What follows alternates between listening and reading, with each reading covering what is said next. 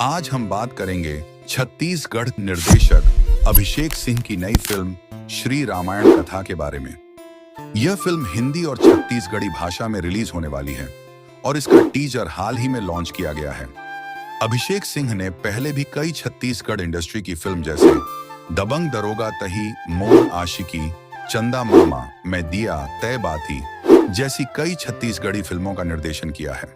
साथ ही उन्होंने मुंबई से फिल्म मेकिंग का कोर्स भी किया है और अब वे इस फिल्म के जरिए पूरा भारत को अपनी कला दिखाने वाले हैं। इस वीडियो में हम इस फिल्म की कास्टिंग, टीजर, शूटिंग लोकेशन और विवाद तक सब कुछ विस्तार से बताएंगे।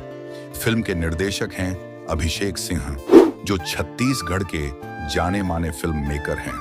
उन्होंने कई छत्तीसगढ़ी फिल्मों में निर्देशन किया है और अब उनकी यह फिल्म पैन इंडिया रिलीज होने जा रही है। इस फिल्म का टीजर अभी हिंदी और छत्तीसगढ़ी में रिलीज किया गया है, लेकिन यह फिल्म 6 भाषाओं में रिलीज होने वाली है। फिल्म का मुख्य विषय है रामायण कथा, जो हमेशा से भारतीय संस्कृति और धर्म में एक महत्वपूर्ण स्थान रखती रही है। इस फिल्म में भगवान राम, माता सीता, लक्ष्मण और हनुमान के किरदार दिखाई देंगे।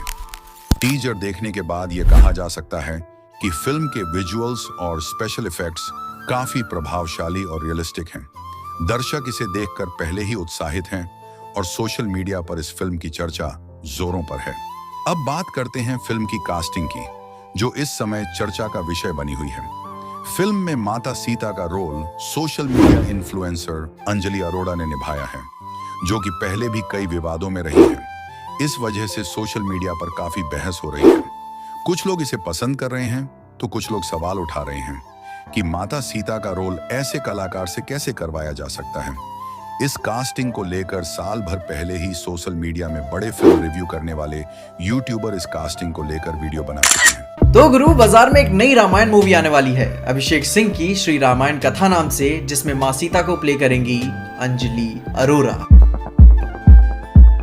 भगवान राम का रोल एक अनुभवी अभिनेता देव शर्मा निभा रहे हैं। भगवान लक्ष्मण का रोल छत्तीसगढ़